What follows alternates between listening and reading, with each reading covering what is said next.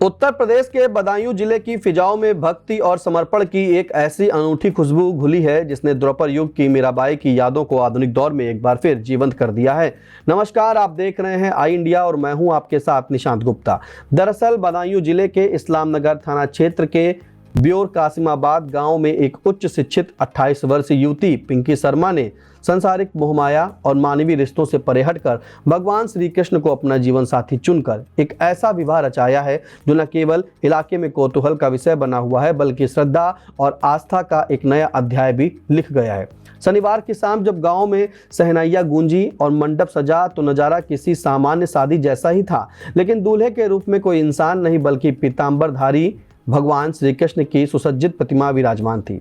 शिक्षा शास्त्र में पोस्ट ग्रेजुएट पिंकी शर्मा, जो बचपन से ही कान्हा की अनन्य भक्त रही हैं, उन्होंने पूरे विधि विधान और वैदिक मंत्रोच्चार के बीच अपनी आराध्य मूर्ति को गोद में लेकर अग्नि के साथ फेरे लिए और उन्हें अपना सर्वस्व समर्पित कर दिया। आइए पहले सुन लेते हैं दुल्हन पिंकी शर्मा ने क्या कहा। क्या बताऊँ, मैं कुछ बोल नहीं सकती। मैं बिहारी जी के बारे में जो भी कुछ किया है उनके प्रति मैंने बहुत कुछ कर लिया। जो भी कुछ है मेरे वो ही है। कैसे? मेरे मतलब अंदर से ही भावना हुई है जो कि मैं उनके साथ रहना चाहती हूँ। जो भी कुछ मैंने सब कुछ उनको ही पूरा वर्तमान कर दिया। काफ़ी टाइम हो गया और आज मैंने डिसीजन ले लिया कि मुझे शादी ही करनी है, इन्हीं के साथ जीवन बिताना अपना। और जो आने के रूप में हाँ, बिहारी जी के मंदिर, क्या है? बिहारी जी के मंदिर में मिली थी मुझे प्रसाद में। मुझे प्रसाद भी मिला था और ये अंगूठी भी मिली थी। उसी दिन से मुझे कुछ अंदर से ज़्यादा कुछ भावना फील हो गई, मतलब मैं बिहारी जी को नहीं छोड़ सकती। उसी दिन बिहारी जी ने अपना लिया। कितने? मुझे काफ़ी टाइम हो गया, मतलब 6 महीने से मैं लगातार 1 मंथ में 2 चक्कर में लग जाते हैं। अच्छा, वो मेरा डिसीजन है, जहाँ मेरे बिहारी जी ले जाएंगे। अभी मैं ये बात नहीं बोल सकती। इस अनोखे विवाह समारोह में पिंकी के चचेरे जीजा इंद्रेश कुमार ने दूल्हे पक्ष की जिम्मेदारी निभाते हुए 125 बारातियों के साथ धूमधाम से बारात की अगुवाई की, जबकि पूरा गांव घराती बनकर इस पवित्र बंधन का साक्षी बना। जयमाल की रस्म से लेकर कन्यादान और विदाई तक हर एक परंपरा को इतनी शिद्दत और भावुकता से निभाया गया कि वहां मौजूद हर शख्स की आंखें भक्ति भाव से नम हो गई। इस फैसले के पीछे की कहानी भी कम चमत्कारिक नहीं है।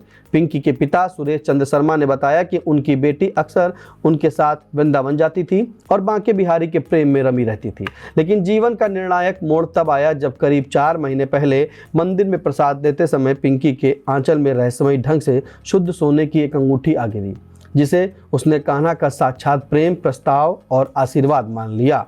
इसके बाद एक बीमारी के दौरान जब पिंकी ने भारी विग्रह को गोद में लेकर वृंदावन और गोवर्धन की कठिन परिक्रमा पूरी की और चमत्कारिक रूप से स्वस्थ हो गई, तो उनका संकल्प पत्थर की लकीर बन गया कि वह किसी हांड मास के इंसान से नहीं बल्कि केवल अपने गिरधर गोपाल से ही ब्याह रचाएंगी। शुरुआत में लोक लाज के भय से मां रामेंद्री ने थोड़ा संकोच जताया, लेकिन बेटी की अटूट भक्ति और जिद के आगे उन्हें भी झुकना पड़ा और अंततः उन्होंने भी खुशी खुशी अपनी रजामंदी दे दी। पिता सुरेश चंद्र ने न केवल इस विवाह को भव्यता से संपन्न कराया बल्कि एक मिसाल पेश करते हुए ऐलान किया कि वे पिंकी को अपने बेटों की तरह ही अपनी चल अचल संपत्ति में बराबर का हिस्सा देंगे, क्योंकि अब वह भगवान की अर्धांगिनी है। पिंकी के पिता सुरेश चंद्र शर्मा का क्या कुछ कहना है, उसे भी सुनिए। शर्मा नाम है मेरी बेटी का। मेरा नाम सुरेश चंद्र शर्मा और निवासी ब्योर कासिमाबाद, जिला बदायूं के रहने वाले हैं। क्या सर, उसकी शुरू से इच्छा ये थी कि मैं मतलब बांके बिहारी से ही शादी करूं।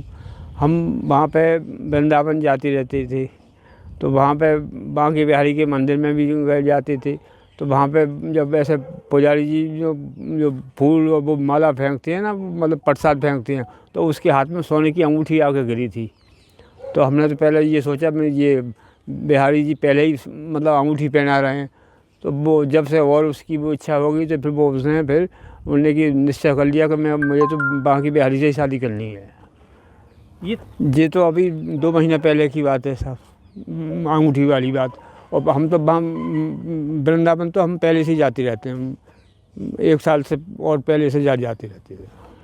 ऐसे का शादी होती है उसी ढंग से करी थी। ऐसे बारात जो है का हम वहाँ से वृंदावन से मूर्ति लाए थे बांके बिहारी जी की, खूब 1.5 फीट की, और वहाँ से पंडित बुलवाए थे। और हमारी भतीजी जहाँ पल्ली तरफ रहती है तो वहाँ पे हमने उन्होंने मूर्ति पर रख दी और वहाँ से फिर बाराती सब मतलब करीब 100 आदमी से ज़्यादा थे साहब। वो सब गांव में सब में पूरे में घूमे और खूब डीजे से मतलब खूब बारात चढ़ाई। और यहाँ पे आकर सब जैसे शादी के रस्म होते हैं वो उसी ढंग से कराया, जयमाला वगैरह सब वो उसी से हुए थे।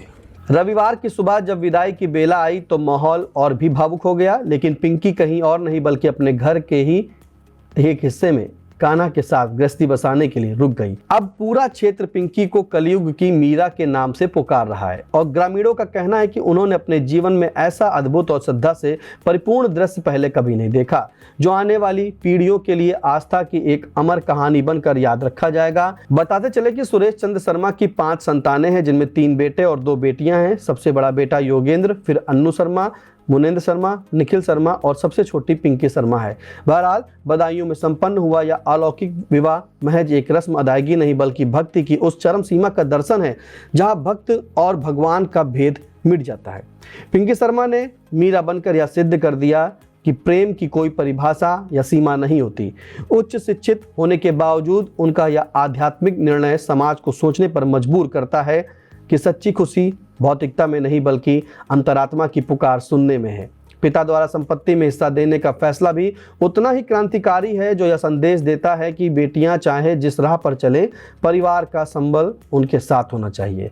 यह विवाह एक उदाहरण है कि जब आस्था अडिग हो तो पूरा समाज नतमस्तक हो जाता है।